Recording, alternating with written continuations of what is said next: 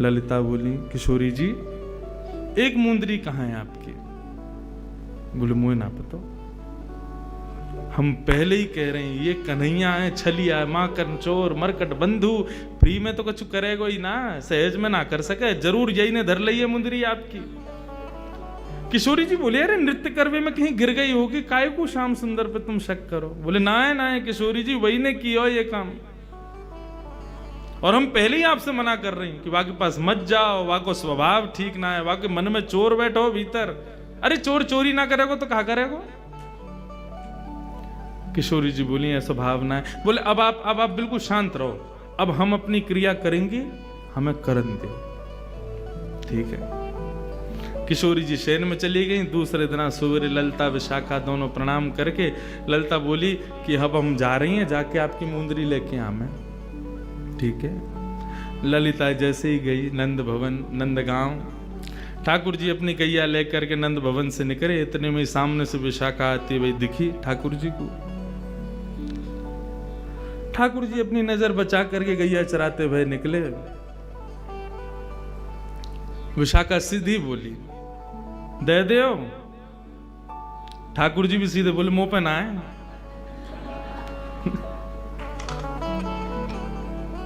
विशाखा बोली कहा ना है? बोले जो तुम मांग रही हो। कहा मांग रही हूं? बोले मुंह का पतो। तो फिर तुमने यूं कैसे कही मुंह पे ना है?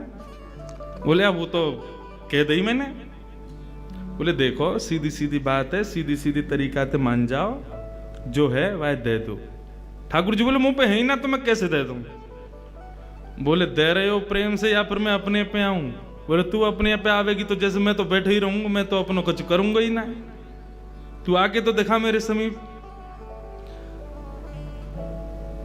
खूब देर एक दूसरे में नोक झोंक चलती रही। बोली फेंट में कहा बंद हो तुम्हारे में? बोले या फेंट में सारो ब्रह्मांड बंद हो गए, अगर खोल दियो तो नूतन प्रलय है जाए, वो बता कर दूं? बोले तुम कर दो। ठाकुर जी बोले तेरे कहवे तो फेंट ना खोलूं। कौन है तू? बोले मैं विशाखा हूं। कौन विशाखा? मैं किशोरी जी की सहचरी हूं। तो मैं कहा करूंगा मैं तू उनकी सहचरी है तो उनके फेंटे खोल, मेरो का खोले, मैंने ना धरो कछु भी। बोले मुंदरी है आपके पास हमारी श्यामा जू की। कौन सी मुदरी? कहां की मुदरी? कैसी मुदरी? मुंह पे कछु ना है। अंत तो गत्वा ठाकुर जी बोले एक काम कर, तू कुछ ज्यादा ही इतना पढ़ रहा है तो एक काम करें, चल किशोरी जी के पास चल रहे हैं, वो ही न्याय करेंगी कौन पे मुंदरी। चलो ठाकुर जी लिए विशाखा जी को संग में और सीधे पहुंच गए किशोरी जी के सामने। किशोरी जी बैठी भई हैं, जैसी श्याम सुंदर आए सोई आनंद आनंद हृदय में प्रकट है। अरे कन्हैया आप पधारे हो। बोले किशोरी जी आपको प्रणाम करूं, लेकिन आज मेरे संग बहुत बुरा भयो है। का बुरा भयो? बे मतलब को कलंक लगाया गया हो मेरे ऊपर। आपकी ये विशाखा बताओ मुझे चोर ठहरा रही? ठीक है मेरे नंदगाम की गोपी मुँह को चोर के मेरी अपनी है सबरी, वो सब मेरे दर्शन करवे के काजे अपने घर में जबरदस्ती ऐसी जगह माखन धरे कि मुझको खावे जानो ही पड़े। मैं तो उनको सुख देवे के काजे चोरी करूं, लेकिन ये विशाखा को कौन ने अधिकार दियो मुझको चोर कहवे को? और मैं नंदगांव में भरे बाजार में बीच में आके मुझे कह रही है दे दो। मैंने कह दी मुंह पे ना है, यूं कह रही है फेंट खोलो या मैं मुंदरी धरी है, ऐसे ऐसे बात न बना रही है। आप या को समझाओ, मुझको बहुत कष्ट भयो। और देखो आपने नृत्य सीख लियो, मैंने कछु लेवे देवे की बात तो करी नहीं। ललिता विशाखा बोली तो तुम लोगे भी कहा, हमारी किशोरी जी की कृपा है, और कहा चाहिए तुमको? बोले नहीं एक बात कह रहा हूं, कोई आदमी कछु देवे तो मांगे तो है ना, मैंने तो बिल्कुल मुफ्त में दियो इनको। बोले मुफ्त में बनाए दियो? तुमने मुंदरी चुराई है किशोरी जी की। किशोरी जी बोली अब ठीक है ललिता आप छोड़ो, कोई बात ना है श्यामजू, आपको श्रम भयो, वाक्य लिया मैं आपसे क्षमा मांगू। चोरी चपल लगावत मोकू, चोरी चपल लगावत मोकू, चोरी चपल लगावत मोकू, चोरी चपल लगावत मोकू। मैं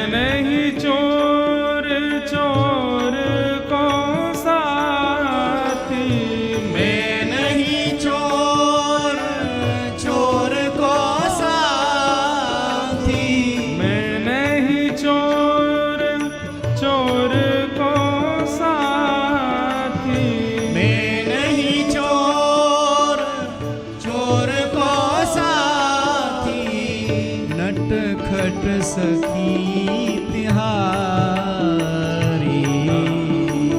नटखट सखी तिहारी, चोरी चपल लगावत मोह, चोरी चपल लगावत मोह।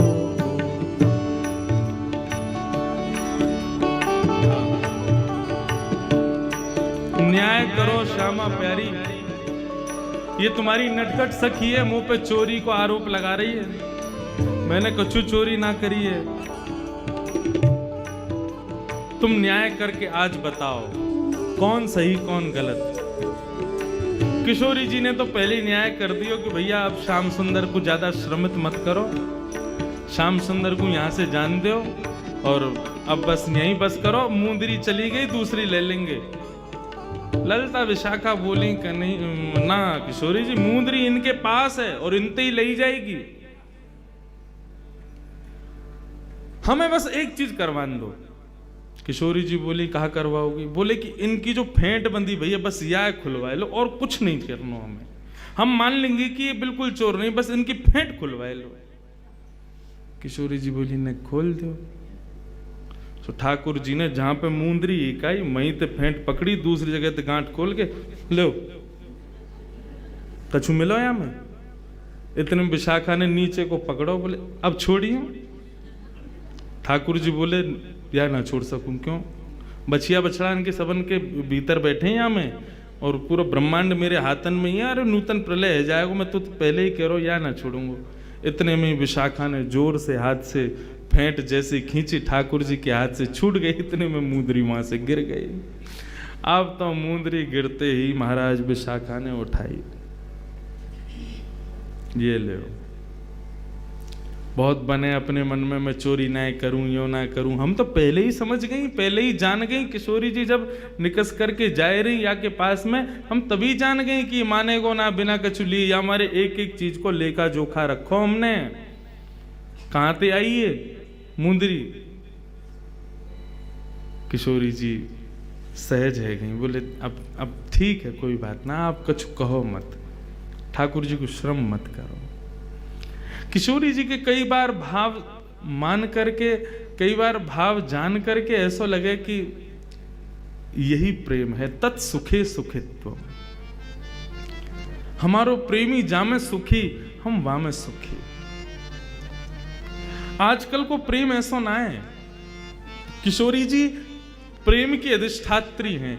हम ये लीला सुन करके हमको आनंद बहुत आ रहा हो कि हम श्याम सुंदर की लीला श्रवण कर रहे हैं, किशोरी जी के सुंदर भाव श्रवण कर रहे हैं, लेकिन हम यहां से कहां सीख रहे हैं? प्रेम में सदा प्रेमी के सुख को विचार किया जाए। और स्पष्ट कह दूं तो प्रेम संसार में किसी से नहीं हो सकता। प्रेम शब्द केवल श्याम और श्यामा जी और श्याम सुंदर के लिए ही बनो है। आप संसार के किसी व्यक्ति के प्रति यदि प्रेम प्रकट करना चाहो, वो प्यार बन जाएगा, लेकिन प्रेम ना रह सके। प्रेम शब्द तो केवल इनके लिए है। और प्रेम मतलब भक्ति, मतलब आपके भाव। वहां में अपने सुख को विचार मत करो, ठाकुर जी के सुख को विचार करो, श्री जी के सुख को विचार करो।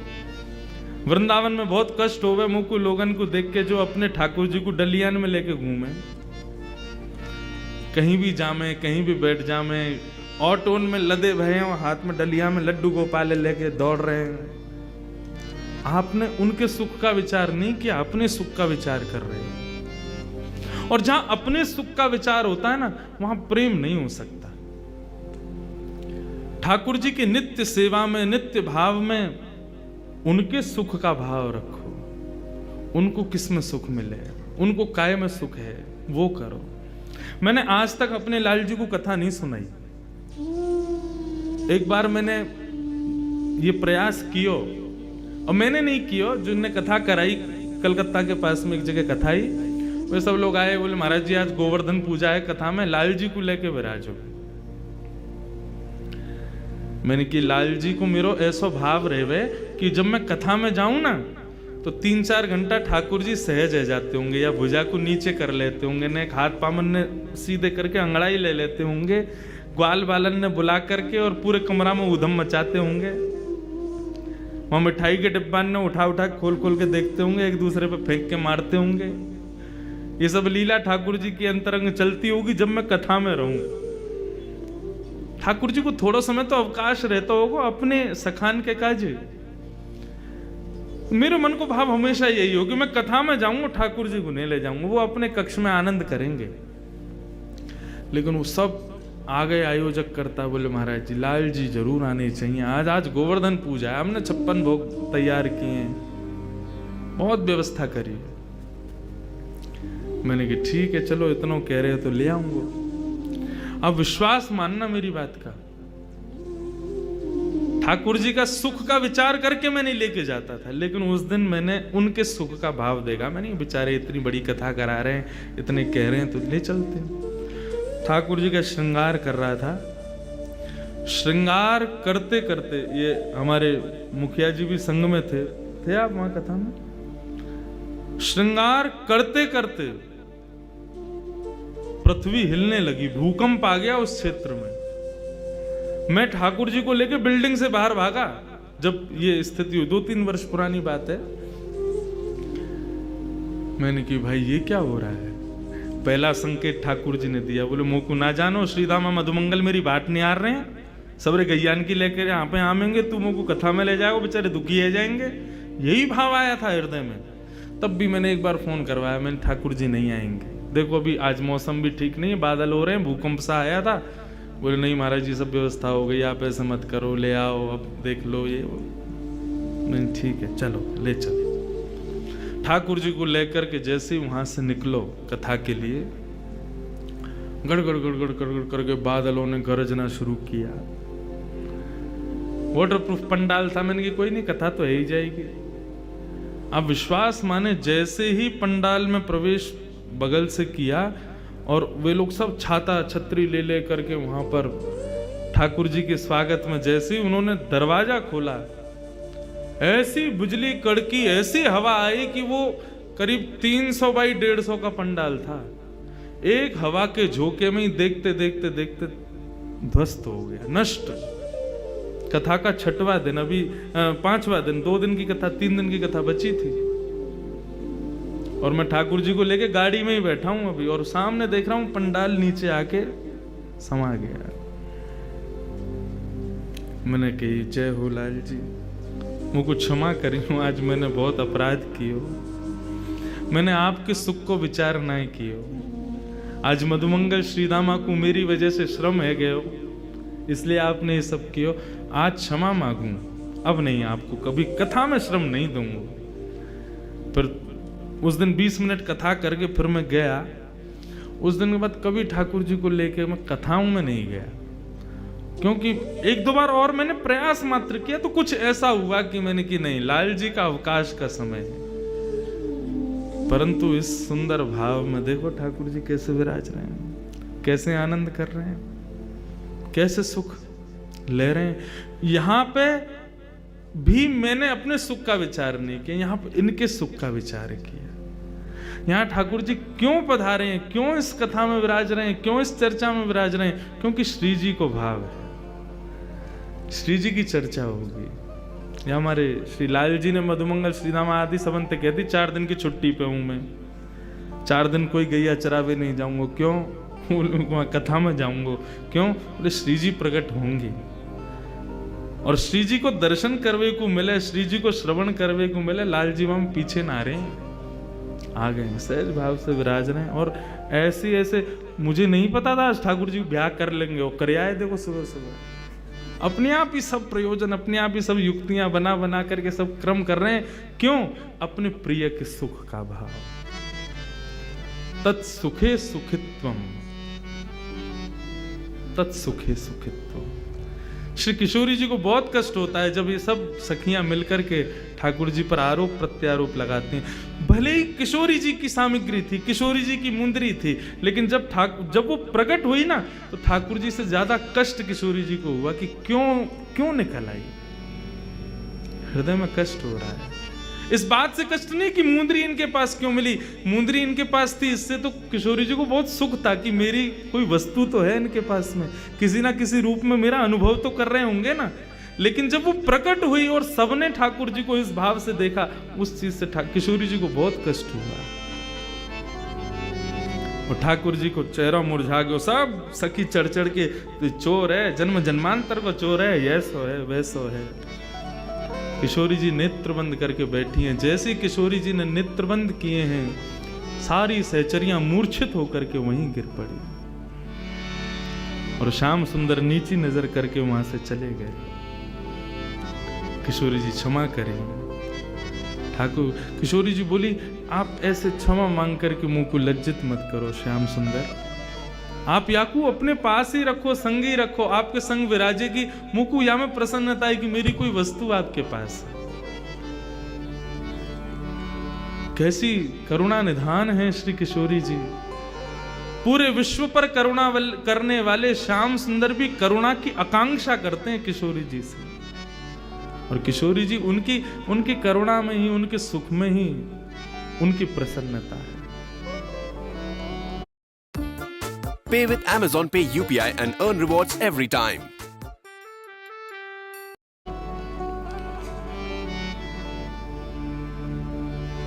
साधन हीन, हमारे ब्रज में गाते हैं, साधन हीन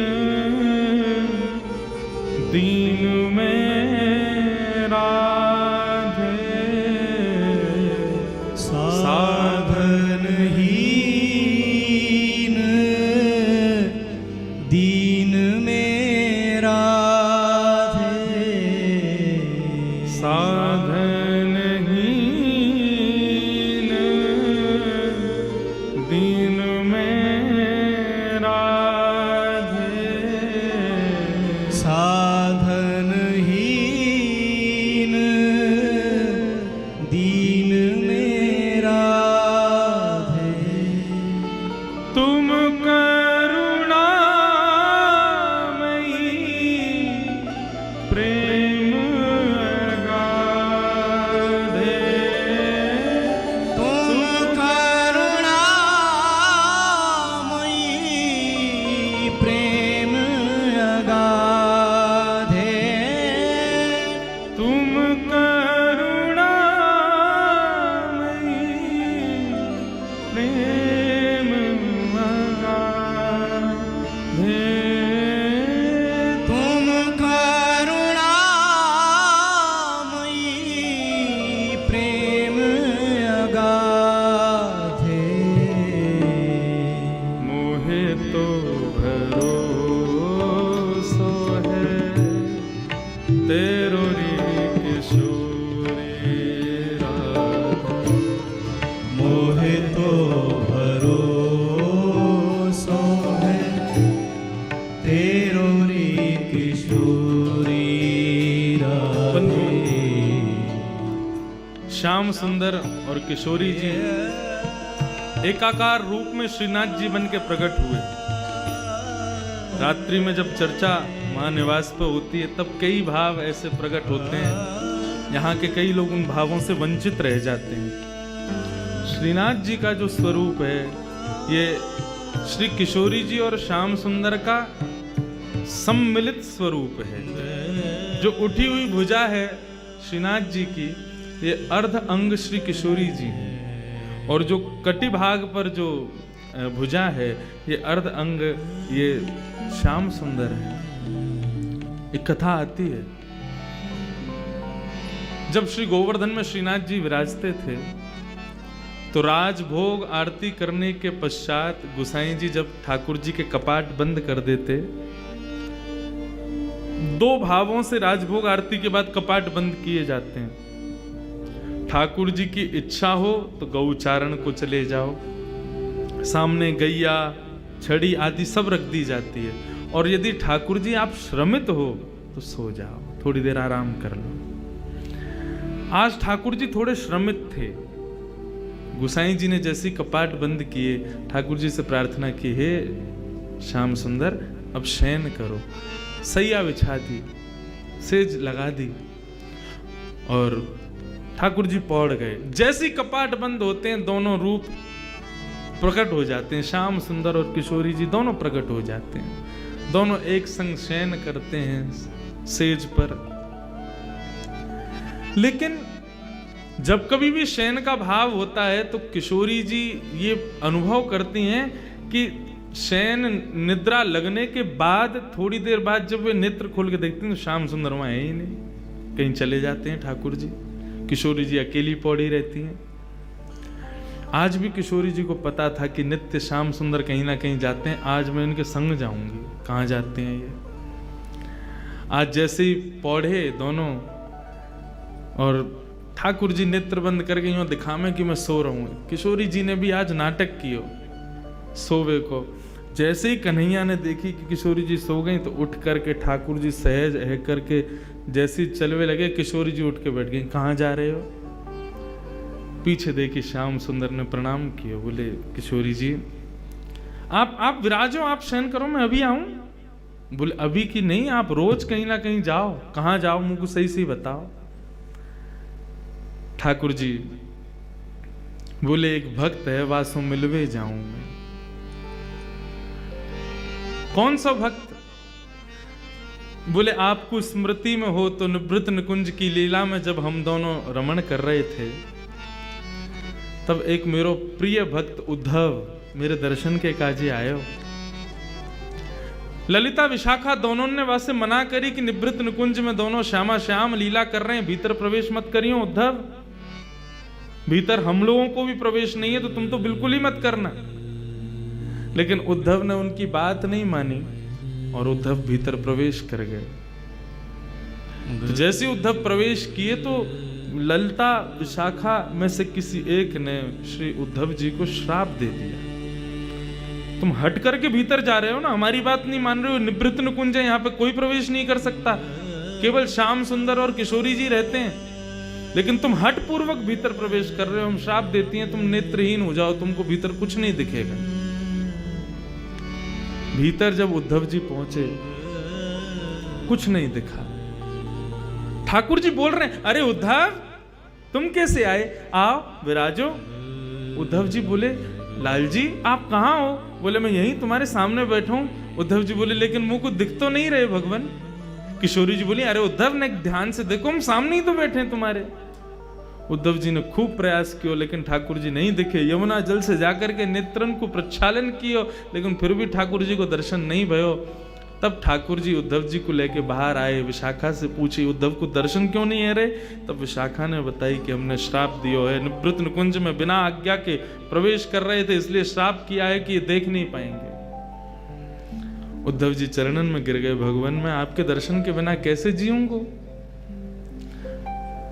ठाकुर जी बोले उद्धव तुम चिंता मत करो, अब कलिकाल में मैं और किशोरी जी दोनों धराधाम पर लीला के लिए विराजेंगे और वह लीला को दर्शन सबको नए हुए करेगो, कछु प्रेमी जनन को ही हुए करेगो। उन प्रेमीन में तुम अग्रगण्य होगे और तुम मेरे प्रिय भक्त सूरदास बन करके इस धराधाम पर विराजोगे। और श्री उद्धव जी महाराज ही सूरदास जी के रूप में पधारे। जा दिन से सूरदास जी शरणागत भय श्रीमद वल्लभाचार्य जी के, वादन से नित्य राजभोग के बाद ठाकुर जी छलांग के चले जाएं और सूरदास की कुटिया में बैठ कर के वहां पर सूरदास के सुंदर भावन को श्रवण करें। मेरो प्रिय उद्धव है। ठाकुर जी बोले मैं वहीं जा रहा हूं। किशोरी जी बोली मैं भी चलूंगी संग में, आप अकेले नहीं जाओगे। और यदि आप अकेले गए, मोकू नहीं लेके गए संग में, तो मैं आज गुसाई जी से आपकी शिकायत कर दूंगी। ठाकुर जी जब घर में विराजते हैं ना, सेवा में विराजते हैं, अपने अर्चक से थोड़ा भय खाते हैं। मेरी तो खूब लड़ाई हो गया मेरे लाल जी से। कभी श्रृंगार में अगर विक्षेप है रहे हो, कोई और बात हो, मैं तो डांट फटकार दूं खूब। अरे तो नेह भी तो लड़ा रहे हैं, तो डांटवे को अधिकार भी वही को है जो प्रेम से चर्चा करे।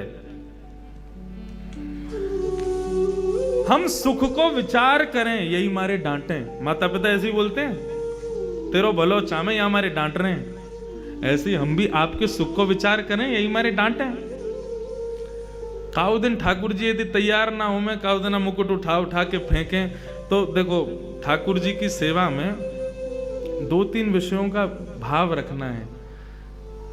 ये जो मोरछल आरती के समय होती है ना, चंवर तो होती है कि कोई अला वला लाल जी को नहीं लगे। मोरछड़ क्यों होती है? मोरछड़ के भीतर जो मयूर पंख हैं, जब वो हिलते हैं तो ठाकुर जी उनको देखने में व्यस्त हो जाते हैं और यशोदा मैया इतने में आरती कर देती है। नहीं तो छोटे बालक की मैया जब नजर उतारे तो बालक कहाँ रुके, कभी यहाँ भागे कभी वहां भागे। ये हमारे मोरछड़ को भाव है, ताकि ठाकुर जी को ध्यान वहां की तरफ केंद्रित रहे, ठाकुर जी मुस्कुराते रहे और यशोदा मैया उनकी आरती करते। ऐसे ही प्रत्येक भाव में जब श्रृंगार करते हैं तो ठाकुर जी के सन्मुख कुछ भोजन के पदार्थ रख दो, कुछ खिलौना रख दो। हमारे बाल भाव में ऐसी सेवा है, ठाकुर जी के पास में कुछ खिलौना रख दो, कुछ भोजन के पदार्थ रख दो, फिर श्रृंगार करो। क्यों? ठाकुर जी फिर श्रृंगार गिरेंगे नहीं अपना। ये जो बार बार मुकुट गिरे, बार बार माला गिरे, ये सब नहीं होगा। ठाकुर जी सहज श्रृंगार करवा लेते हैं। लेकिन कई बार ऐसा होता है कि खूब सारे खिलौने धर दिए, खूब सामग्री धर दी, लेकिन ठाकुर जी फिर भी श्रृंगार गेर दें। ठाकुर जी पता चल जाए ये सब मेरे ध्यान भटकावे के काजे है। तू तो मोर पंख लगा के मुकुट धरा के चलो जाए, पूरे दिन मेरे सर में कितनो दर्द होगा तो का पतो, उठा उठा के फेंके फिरवाए। तब क्या करें? लाल जी के सामने धर दूं सब सामान, न है तैयार न होनो तैयार, ठीक है, ऐसे ही खड़ो कर दूंगा नंगो धरंगो। सबरे दर्शनार्थी आवेंगे, आकर के जैसे ही देखेंगे फिर तुम्हारी ही निंदा होगी। सबरे फोटो खींच खींच के ले जाएंगे, लंगोटी में खड़े रहेंगे, सब जगह डाल देंगे, फेसबुक इंस्टाग्राम पे सब देखेंगे इंद्रेश जी के ठाकुर जी देखो लंगोटी में खड़े हैं। मैंने कि एक बार और प्रयास कर रहा हूं, तैयार हो जाओ। और वास्तव में जैसे प्रयास करें ठाकुर जी फिर से तैयार हो गए। यदि इस भाव से कभी कभी ठाकुर जी को डांटा भी जाए ना, कोई दोष नहीं, ये भी तो प्रेम है। प्रेम करने वाला ही तो डांट सकता है, प्रेम करने वाला ही तो तेज आवाज में बोल सकता है। किशोरी जी बोली मैं गुसाई जी से शिकायत कर दूंगी तुम्हारी। ठाकुर जी बोले गुसाई जी से मत कहियो, बहुत डांटेंगे नहीं तो फिर मुंह को लेके चलो संग में। अच्छा चलो, लेकिन सुनो, शांत बैठियो और तुरंत जाएंगे, तुरंत आएंगे, ठीक है। किशोरी जी को संग लेकर के ठाकुर जी पहुंचे। कुटिया में सूरदास जी बैठे और सूरदास जी बैठ करके सुंदर ठाकुर जी के भाव गा रहे हैं। कौन कुटिल खल कामी मौसम, कौन कुटिल खल कामी मौसम, कौन कुटिल खल कामी मौसम, कौन कुटिल खल कामी। जो तन दियो ताहि बिसरायो, जो तन दियो ताहि बिसरायो। Anatomy is essential in medical education. मुझे मन मिलता तुरुरुरुरु, मुझे कांगता तुरुरुरुरु।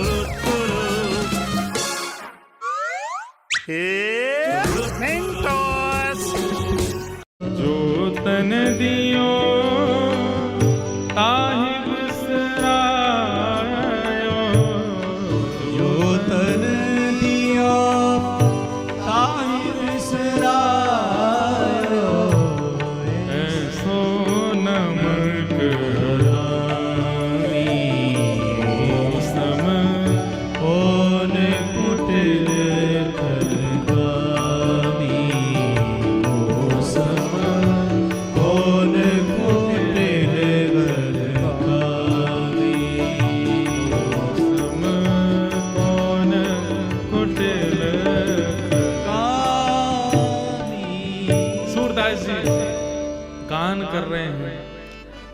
इतने में ही श्याम सुंदर किशोरी जी दोनों पहुंच गए।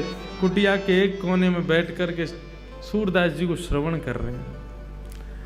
सूरदास जी भाव विभोर होकर के गान करते जा रहे हैं। एक के बाद एक सुंदर सुंदर पदों का, एक के बाद एक सुंदर सुंदर भावों का गान कर रहे हैं। ठाकुर जी श्रवण करके आनंदित हो रहे हैं, लेकिन किशोरी जी तो भाव विभोर हो रही हैं। ठाकुर जी से बोली, या को नेत्र दे दो। ठाकुर जी बोले, मैं पहले ही मना कर रहा हूं, कुछ करवे ना जानो, केवल सुन के वापस आनो। और आप या नेत्र दे दो, फिर कहोगे या यूं कर दो, यूं कर, यूं जैसो चल लो, ठीक है, ऐसे ही रहने दो। किशोरी जी बोले, बहुत निष्ठुर हो आप, बिचारो कैसे सुंदर सुंदर भाव बना बना के गावे और वापस नेक कृपा ना कर सको, नेक नेत्र दे दो, का बुराई है। ठाकुर जी बोले, मैं मुंह को जब देना होगा मैं दे दूंगा। मुंह को सूरदास ऐसे ही प्रिय है। और रही बात नेत्र देवे की, ललिता विशाखा के श्राप से श्रापित हैं और अपने भक्तन के श्राप को मैं दूर नहीं कर सकूं। और सूरदास जी वही में आनंदित है। यदि संसार को देखेगो, संसार में या को मोह है गयो, संसार में आप आकृष्ट है गयो, तो मेरो भाव ना गा पावेगो, या हमारे मैं नेत्र ना दूंगा या को। किशोरी जी बोली, तो कछु तो कृपा करो, नेत्र ना दे रहे तो कछु अपनो आलिंगन दे दो, अपनो स्पर्श दे दो। बोले, नेत्रहीन बाबा है, इतनी जोर किया कि पकड़े, एक बार आलिंगन दे दियो, ऐसा पकड़ेगो छोड़ेगो नहीं, फिर जान नहीं देगो। गोसाई जी वहां पर मंदिर खोलेंगे, दोनों नहीं मिलेंगे, कहा होगा फिर। किशोरी जी बोली, हर कृपा के लिए मना कर रहे हो, नेत्र देवे की मना, आलिंगन देवे की मना। अरे इनको ये आभास करा दो कि मैं और तुम यहां बैठे हैं, कम से कम ये अनुभव हो जाएगा कि किशोरी जी बैठी हैं, श्याम सुंदर बैठे हैं, कितना सुख होगा सूरदास को। बोले, नहीं, ये विरह में है, इसलिए हमारो भाव गावे। यदि या को पता चल गई ना श्याम सुंदर किशोरी जी नित्य आमे, तो या को विरह नष्ट हो जाएगा। और विरह में नहीं गावेगो तो मुझको सुख कैसे मिलेगा। किशोरी जी बोली, बहुत निष्ठुर हो आप, कोई भी कृपा कैसे भी है नहीं जाए। लेकिन किशोरी जी के मन में, चल लो, मुझे तो कृपा करनी है, कछु तो मैं करके जाऊंगी आज। इतने में सूरदास जी अपनी लाठी उठाई और अपनी कुटिया से बाहर निकलने लगे। जैसे ही जान लगे, ठाकुर जी बोले, चलो श्यामाजू, अब थोड़ी बहुत देर में उत्थापन है व्यवहारों मंदिर में, हम चल के सहज है जाएं। किशोरी जी बोली, नहीं, थोड़ी दूर तक चल रहे हैं। सूरदास जी बेचारे नेत्रहीन, कहीं जा रहे हैं, कहीं गिर गिरा गए, तो बोले वो रोज जामे, कहीं ना गिरेंगे, चलो हम चले। किशोरी जी बोली, देखो मैं आई हूं तो नेक देर और मुंह को रहने दो, अभी समय है उत्थापन में, नेक देर विराजने, फिर चल रहे हैं। सूरदास जी के पीछे पीछे किशोरी जी, श्याम सुंदर दोनों जान लगे। आगे गहरो गड्ढा, सूरदास जी जैसी वाकी और भरने लगे, किशोरी जी भागी। ठाकुर जी ने हाथ पकड़ो, बोले नहीं। बोले, सूरदास गिर जाएगो। बोले, जो होगो सब उचित होगो, आप श्रम मत करो, आप जबरदस्ती मत करो। और देखते ही सूरदास जी वहां में फिसल गए, रिपट के नीचे चले गए। अब जैसे ही नीचे गिरे तो ठाकुर जी ने किशोरी जी पकड़ी, बोले, अब चलो यहाँ से, क्योंकि ये मदद के काज चिल्लाएंगे, लोग बाग आमेंगे, हमें देख लेंगे तो बवाल ले जाएगा, हमें जाके उत्थापन में दर्शन देना। किशोरी जी बोली, नहीं, सूरदास जी पर कृपा करो, उनको पहले या गड्ढा से बाहर निकालो, तभी हम जाएंगे। ठाकुर जी बोले, आप मानो क्यों ना हो, सूरदास को रहने दो वहीं पे। किशोरी जी बोली, या तो ये करो, नहीं तो मैं यहीं बैठी हूं, नहीं जाऊंगी, तुम अकेले खड़े है जाइयो ऐसे जाके। ठाकुर जी बोले, यही मारे संग नहीं लेके आ रहा हूं आपको, मैं अकेलो ही आ रहा हूं, अब माने ही ना है, करना ही पड़ेगा जो कह रही हैं।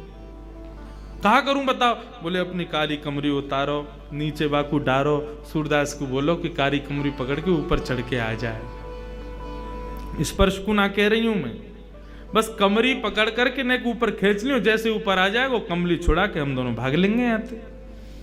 ठाकुर जी बोले, ठीक है। नीचे अपनी कमली लटकाई, बाबा, ओ बाबा।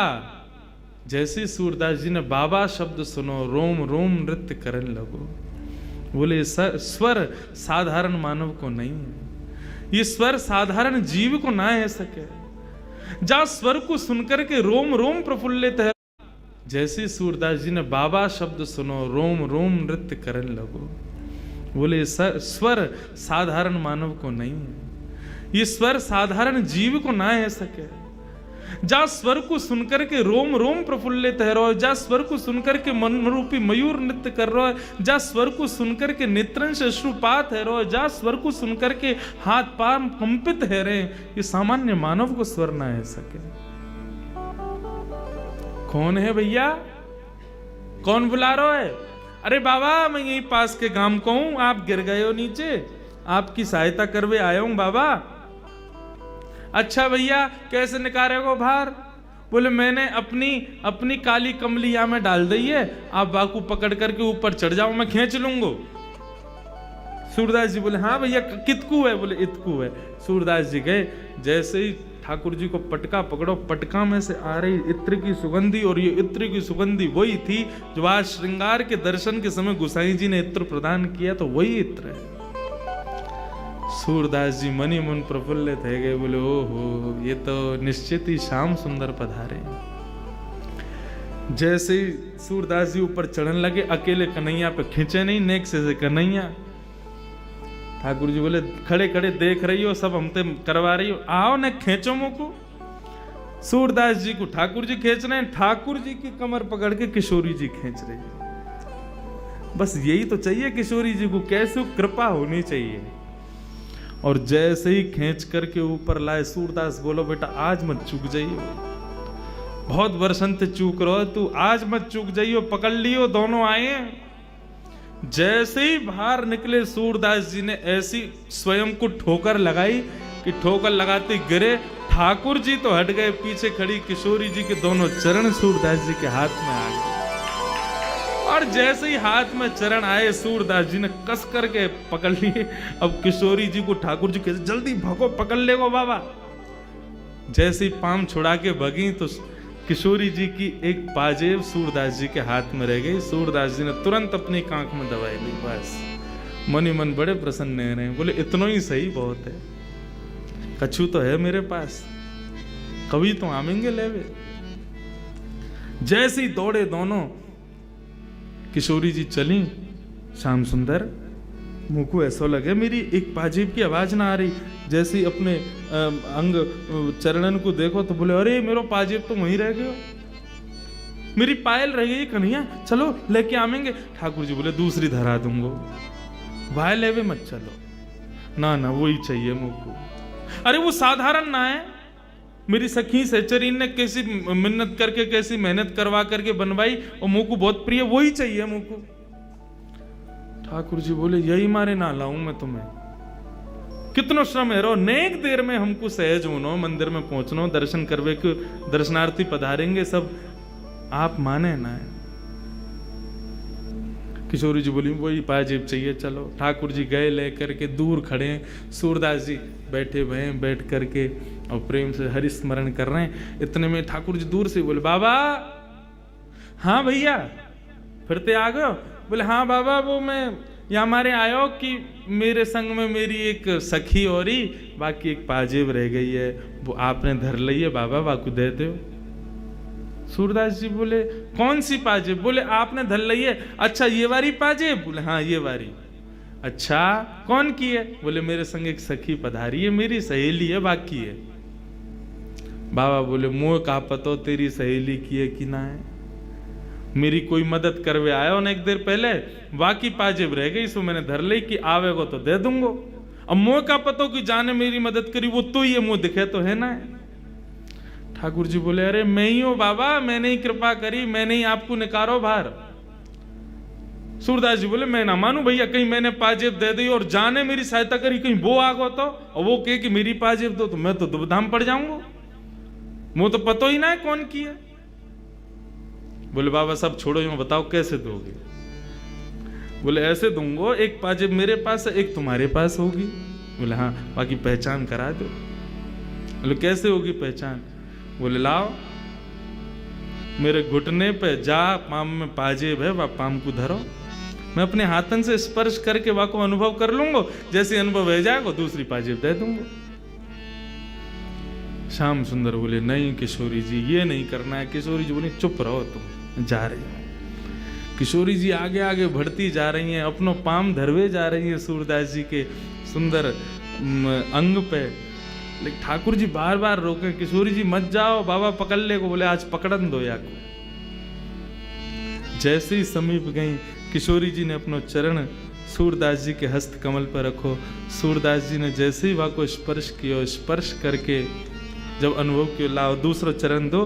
दूसरा चरण लेकर के सूरदास जी ने अपने हाथन से पाजे पहना करके दोनों चरणन को पकड़ करके और अपने हृदय पर रख लियो। बोले अब नहीं जाओगे आप, अब नहीं छोड़ूंगा, अब यहीं रहोगे, मेरे पास ही रहोगे, मेरे संग ही रहोगे, और जाओगे तो मुझको संग लेके जाओगे, मैं जानू आप कौन हो। ठाकुर जी बोलो, किशोरी जी मैं पहले ही कह रहे हो ना, ये बाबा माने को नहीं, पकड़ ले को। किशोरी जी के नेत्र सजल है। बोले अब या बाबा को समय आ गयो, लाल जी या को दर्शन दो। ठाकुर जी गए सन्मुख। बोले बाबा कहा चाहिए? बोले कछु नहीं चाहिए, केवल हरि दर्शन की प्यासी अखियां, बस आप दोनों के युगल स्वरूप को दर्शन कर लूं, मेरा जीवन वही में ही आनंदित है जाएगा। श्याम सुंदर ने अपने हाथन से जैसे ही सूरदास जी के नेत्रन को स्पर्श किया, बोले बाबा नेत्र खोल करके देखो। जैसे ही सूरदास जी ने नेत्र खोले हैं, सामने युगल स्वरूप खड़ो भयो है। सूरदास जी पर कृपा करवे के काजे दोनों श्यामा श्याम खड़े करके मंगल दर्शन प्रदान कर रहे हैं। सूरदास जी एक एक अंग को दर्शन कर रहे हैं, आनंदित है रहे हैं, नृत्य कर रहे हैं, झूम रहे हैं, गा रहे हैं, बार बार प्रणतिपात निवेदन करके प्रणाम कर रहे हैं। ऐसो सुंदर युगल स्वरूप को दर्शन करके सूरदास जी आनंदित है गए। दोनों से कही अपने बरदस्त मेरे सिर पर धर दो, अपने चरणन की रज मेरे माथे से लगाए दो और मुंह पे कृपा कर दो। कहा कृपा करें? कर तो दई, दर्शन दे तो दिए। सूरदास जी बोले ना, मुंह को फिर से नेत्रहीन बनाए दो। जिन नैनन में आप बस गए, उन नैनन से अब दुनिया को ना देखना चाहूं मैं। आप कृपा करके मुंह को फिर से नेत्रहीन बनाए दो। ऐसी करुणामयी है श्री किशोरी जी। मोहे तो भरोसो है तेरो ही किशोरी राधे। मोहे तो भरोसो है तेरो ही किशोरी राधे। कल रात्रि में जब बैठे थे तो एक भैया पूछ रहे थे ना, कौन ज्यादा कृपालु है, कौन ज्यादा दयालु है दोनों में। तब तो मैं कह रहे हो कि ठाकुर जी दयालु हैं, लेकिन हार मानी हमने अपनी। किशोरी जी से बड़ो दयालु कोई नहीं। ठाकुर जी भी एक बार को विचार करें, मेरे दर्शन में विलंब है जाएगो, मेरे गुसाई जी नाराज है जाएंगे, मुँह तो वो यूं है जाएगो। लेकिन किशोरी जी और कोई की परवाह ना करें, जहाँ पे कृपा करनी है सो कृपा करनी है। और वहां से दर्शन में विलंब हो, गुसाई जी नाराज हो, दुनिया उलट पुलट रह जाए, चाहे ब्रह्मांड नष्ट रह जाए, लेकिन अपने किसी वैष्णव भक्त पर कृपा करनी है तो किशोरी जी विचार नहीं करती। किशोरी जी तुरंत कृपा करें। मोहे तो तेरो रे किशोरी राधे, मोहे तो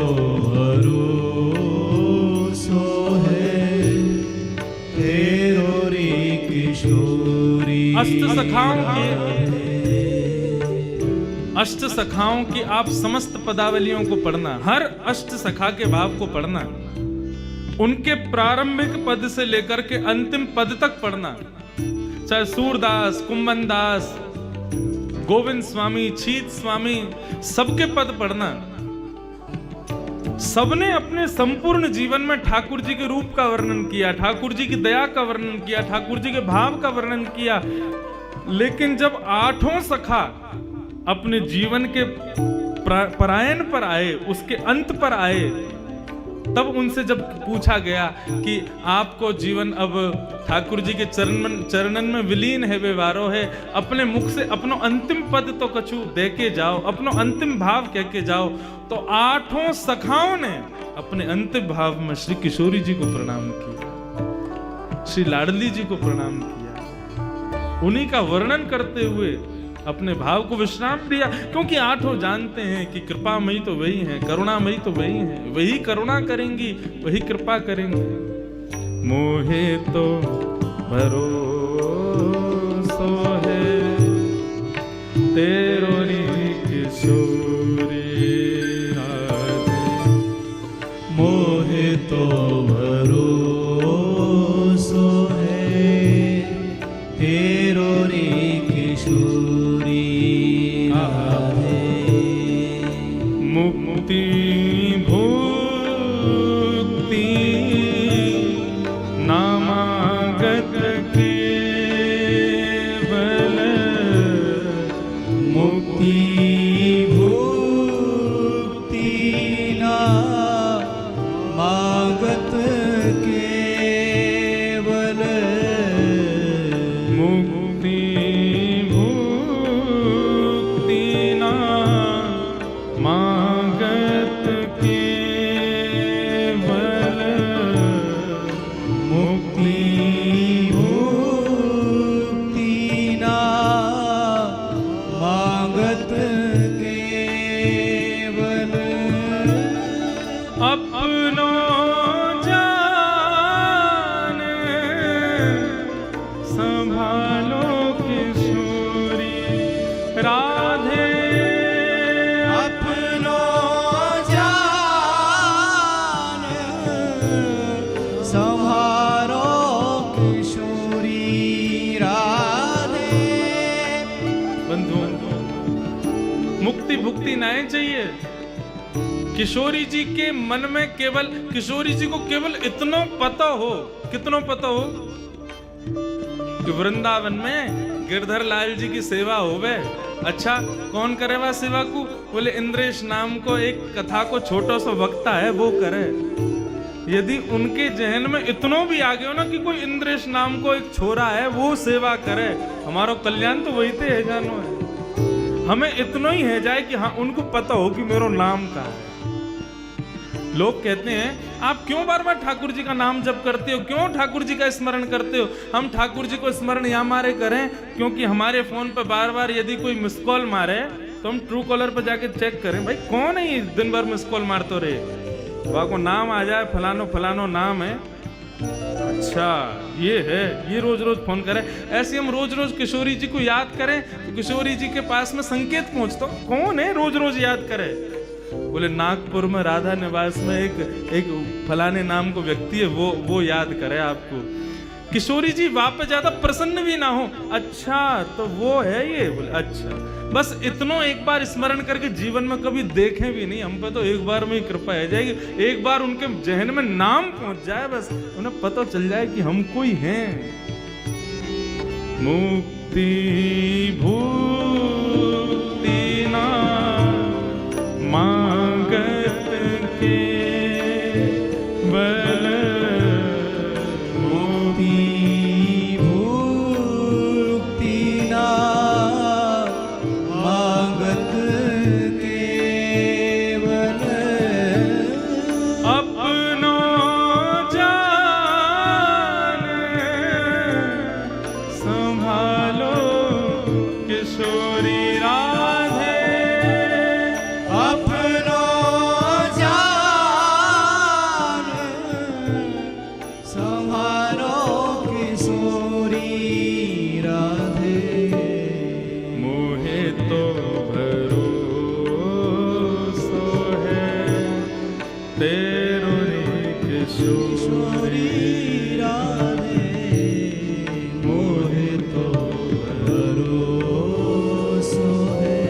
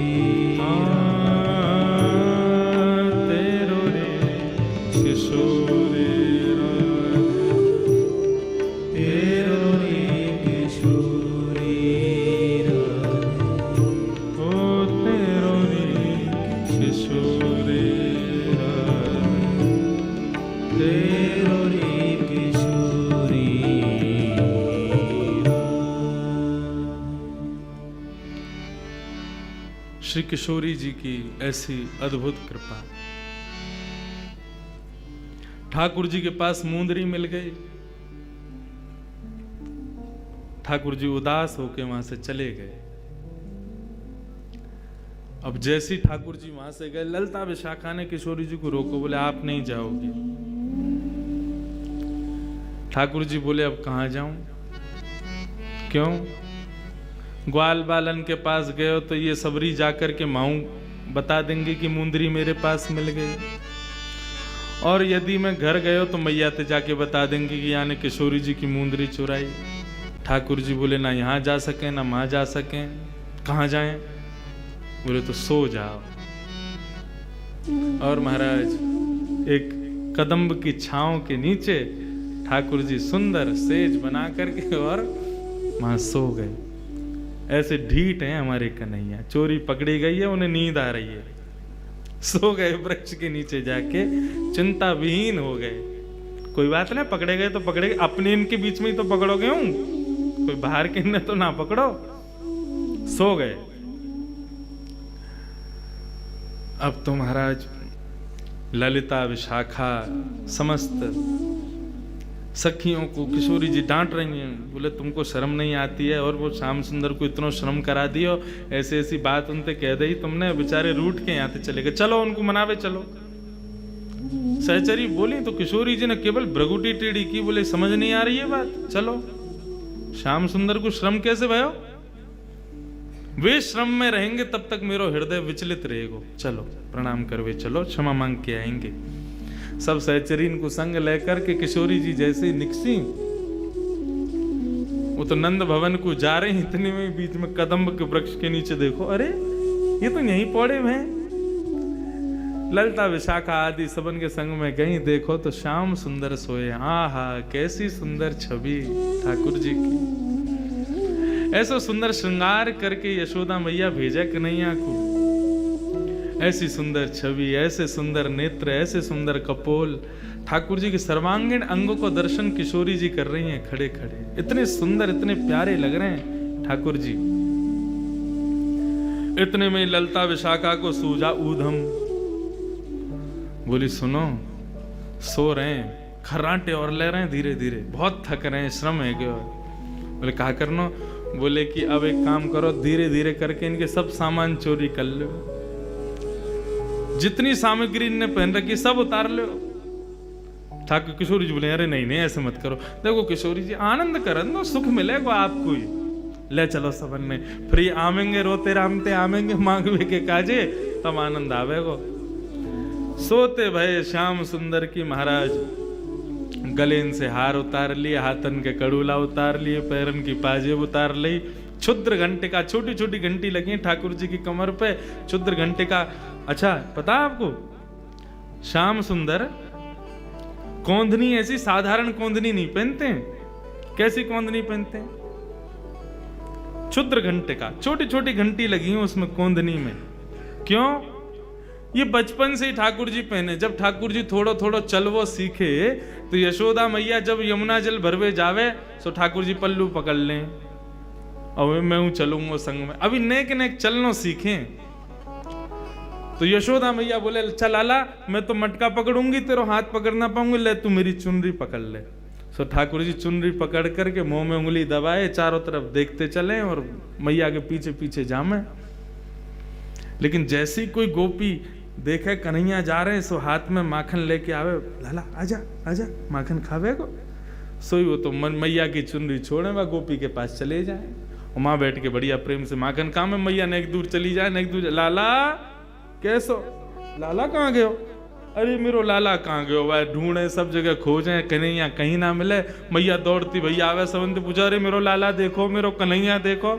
इतने में कहा पावे एक गोपी की गोद में बैठ के वो तो माखन खा रहा है। मैया बोली लाला तो रोज कभी कहीं भग जाए कभी कहीं भग जाए, कहा करें। सो आज मैया लाला की कोंदनी उतार के और सुनार के पास लेके गई और बोली या मैं एक काम कर, उतार के और सुनार के पास लेके गई और बोली या मैं एक काम कर, सोने की छोटी छोटी घंटी लगा दे। क्यों? बोले जब कबू मेरो लाला या पहन के चलेगो तो घंटी की आवाज आती रहेगी, मुझको पतो लगती रहेगी कि मेरो लाला कहाँ जा रहा है। आज ठाकुर जी को जन्मोत्सव, ऐसी कथा आवे ठाकुर जी के जन्मोत्सव पे। ठाकुर जी जातना 3 वर्ष के भय, यशोदा मैया ने लाला को सवेरे सवेरे कौंधनी पहना दी। और कौंधनी जैसी ठाकुर जी ने पहनी तो यशोदा मैया के सिर पर दोनों हाथ धर के ठाकुर जी अपनी कमर को मटका में व क्षुद्र घंटिका के स्वर पर ठाकुर जी नृत्य करें, सबरे गोकुलवासीन को आनंद दे में। तो ऐसी ठाकुर जी की क्षुद्र घंटिका की कौंधनी। What if I had started a mutual fund SIP of rupees 5,000 per month 25 years ago? वो उतार ली, सबरो श्रृंगार उतार करके, और अंत में वंशी भी ठाकुर जी की धर ली, और सब रिपोर्टली बांध करके सभी सखी किशोरी जी संग लेके चली गई। अब ठाकुर जी की नींद खुली, जैसी नींद खुली अंगड़ाई लेने लगे, बोले हाँ भाई अब चलें, अब रात है गई, अब जाके माँ बढ़िया प्रेम से। जैसे ही ठाकुर जी उठे, चलनो फिरनो शुरू कियो, तो जितनी आवाज ठाकुर जी के चलवे में आवे, पाजे वन की, क्षुद्र घंटिका की, कछु ना आ रही है। ठाकुर जी ने जैसे नीचे देखो तो वस्त्रन ने छोड़ के तो सब हरण है गयो। कौंधनी चली गई, गले की माला चली गई, पैरन की पाजेब चली गई, कड़ूला चले गए, बाजूबंद चले गए, सब ले गए। ठाकुर जी बोले ये एक को ही काम है सके, ये वही जरूर विशाखा ललिता ने ये किया होगा। ठाकुर जी पहुंच गए और चेहरे पर ऐसा आंखें लाल पड़ रही हैं क्रोध के कारण ठाकुर जी की, और गए विशाखा से जाके बोले दे दे। विशाखा बोली मुंह पे ना है। कहाँ ना है? बोले वही ना है जो तुम मांग रहे हो। ठाकुर जी बोले मुझे सब पता तेरे पास है, तू दे दे। बोले जब हमने प्रेम से मांगी तुमने दई, तो तेने कोई कसर भी ना छोड़ी किशोरी के सामने, जो मेरी तेने भद्रा उतारी का है वो हमें कोई कसर भी ना छोड़ी है तेने। अब दे दे प्रेम ते, देख मैया बहुत मारेगी मुंह। तेने वो सोने की क्षुद्र घंटिका तक निकाल ली मेरी। अरे मैंने तो केवल एक मुंदरी उतारी, तेने पूरा श्रृंगार ही उतार लियो मेरो। चल ला वापस दे। बोले यदि तुम नंद के लाला हो और यशोदा के छलिया हो, और तुम में यदि तुम बहुत अपने आप को बहुत बड़ा कुछ मानो, कुछ समझो, तो लेके दिखाओ। ठाकुर जी बोले ये तो चैलेंज दे दियो यानी। ठाकुर जी बोले तो फिर ठीक है, हम नंद के लाला नहीं, हम यशोदा के लाला नहीं, हम नंदगाम के छोरा नहीं, यदि हमने तुम्हारे हाथन से अपनो सारो श्रृंगार लियो नहीं तो आएंगे लौट के, बदला तो लेंगे। विशाखा बोली हाँ देख लेंगे, आ जाइयो। अब जैसे ही महाराज ठाकुर जी गए, और ठाकुर जी ने जाकर के अपनो सखी वेश धारण कियो, स्वयं को सखी बनायो, अपनी धोती बगलबंदी सब उतार करके सुंदर साड़ी पहनी, और जो भी सखी पहने वो सब पहनो।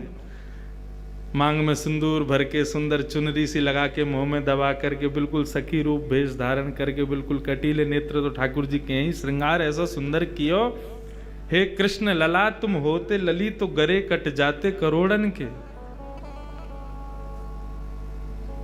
लाला हैं तो कोई कमी छोड़े ना, लाली बन जाएंगे तो काहल करेंगे। और लाली बन गए ठाकुर जी, और लाली बन करके यमुना के किनारे बैठ कर के, और ऐसो भाव धारण कियो, ऐसो भाव धारण कियो, जोर जोर से रोमे, आंखन से आंसू बहमे, कभी यहाँ गिरे कभी पल्लंग को गिरे, ऐसे गिरते पड़ते महाराज ऐसी दयनीय स्थिति बना ली अपनी। रोते रामते पहुंच गए सबरी सखीन के पास।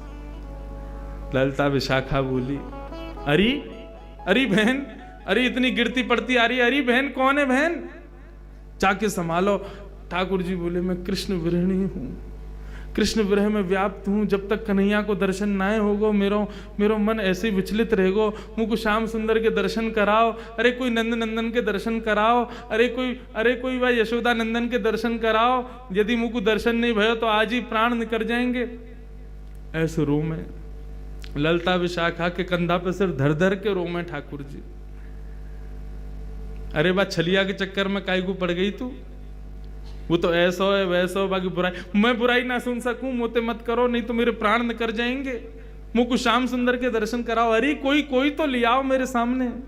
कृष्ण नाम जबते श्रवण सुनो रियाली भूरी री भवन में तो बावरी भई रे। अपने ही भाव को स्वयं ठाकुर जी जो उनके विरह में होता है, वही ठाकुर जी अपने ही विरह में रुदन कर रहे हैं, रुदन कर रहे थे। ललिता विशाखा बोली, भैया यहाँ की स्थिति तो बहुत दयनीय है, एकाध देर में आगे प्राण निकल जाएंगे, यदि कोई या को दर्शन नहीं कराया तो कहा करें। इतने में ललिता बोली, बोले एक युक्ति है। बोले कहा, कन्हैया को पूरा श्रृंगार धरो हमारे पास। बोले हाँ, किशोरी जी को आज श्याम सुंदर बना दे।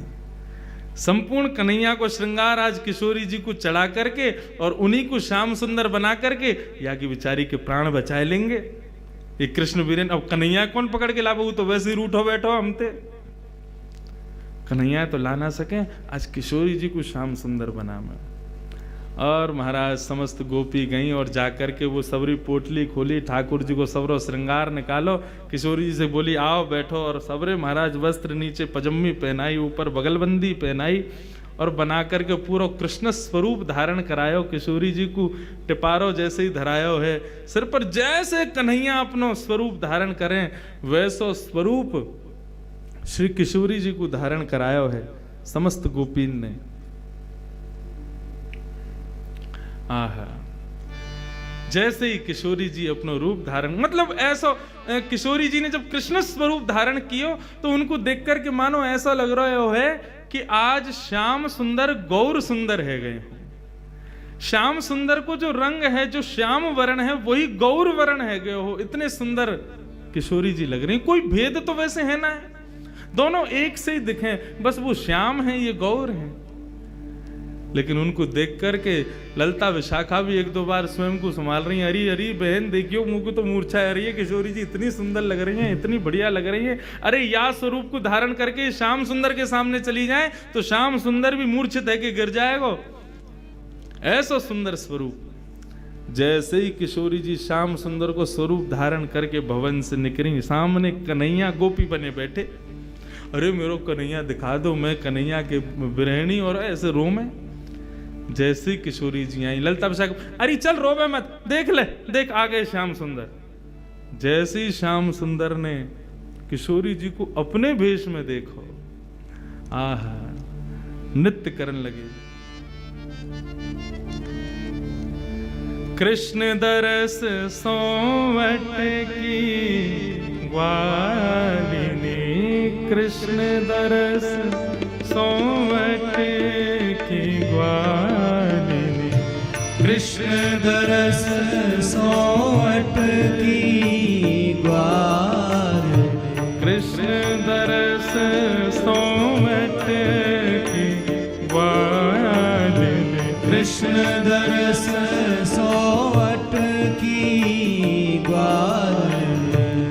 बार बार पन घट पे आवती, बार बार पन घट पे आवत, बार बार पन घट पे आवती, बार बार पन घट पे आवत, सिर जमुना जल मट की ग्वालिनी, सिर जमुना जल मट की ग्वालिनी, कृष्ण दरस सोवट की ग्वालिनी, कृष्ण दरस सोवट की ग्वालिनी। मनमोहन को रूप सुधा निधि,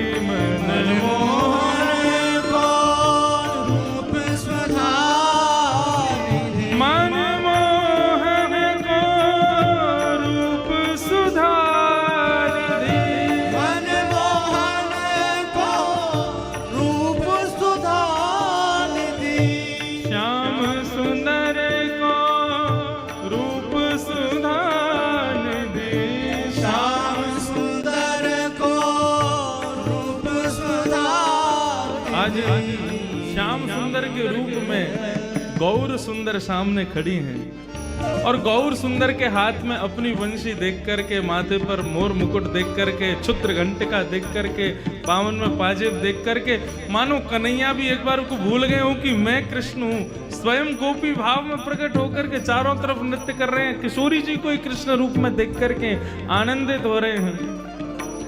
मनमोहन को रूप सुधा निधि, मनमोहन को रूप सुधा निधि, विवत प्रेम रस घटे की ग्वाल, विवत प्रेम रस घट की ग्वाल। कृष्ण दास धन धन श्री राधिका, कृष्णदास धन धन श्री राधिका, कृष्ण दास धन धन श्री राधिका, कृष्णदास धन धन श्री राधिका। लोक लाज सब पटकी ग्वालिनी, लोक लाज सब पटकी ग्वाल। नंद नंदन सोमठ ग्वाल, नंद नंदन सोमठ की ग्वाल। ओ कृष्ण दरस सोमठ ग्वाल, कृष्ण दरस सोमठ की ग्वाल। कृष्ण दरस सोमठ ग्वाल, कृष्ण दरस सोमठ की ग्वाल। भट की ग्वाल, भट की ग्वाल। भट की ग्वाल। भट की ग्वाल। ग्वालिनी विरह से कातर होकर के चारों तरफ नृत्य कर रही है। अरे श्याम सुंदर, अरे नंद नंदन, अरे यशोदा नंदन, अरे ब्रज उर चंदन, मैं तो तुम्हारे दरस के काजे कब से भटक रही हूं, मेरे प्राण कर जाएंगे, हे कन्हैया आके मुंह को हृदय से लगाए लो। ऐसा कहकर के जब विरह भाव में आई वह गोपी, कृष्ण रूपी गोपी, इतने में किशोरी जी दौड़ करके गई और जाकर के वह गोपी को कृष्ण भाव से जैसे ही हृदय से लगाया। और ठाकुर जी बहुत देर तक तो हृदय से लगा करके रहे, लेकिन जैसे ही नेत्र खुले सामने ललता विशाखा दिखी और ठाकुर जी को याद आ गयो इनने जो बात कही थी कि तुम श्रृंगार लेके दिखाओ तो हम जाने तुम नंद नंदन के लाला हो, तुम यशोदा के लाला हो। ठाकुर जी ने किशोरी जी को एक हाथ से पकड़ो, यहाँ से मुकुट उतारो, दूसरे हाथ से हाथन के गले के सबरे श्रृंगार उतारे, क्षुद्र घंटिका खींची, सबरे पाजेब लेकर के और अपनों सिर से घूंघट हटाए करके विशाखा से बोले ले ले करके जा रहे हैं अपनो श्रृंगार और तू रोक के दिखा।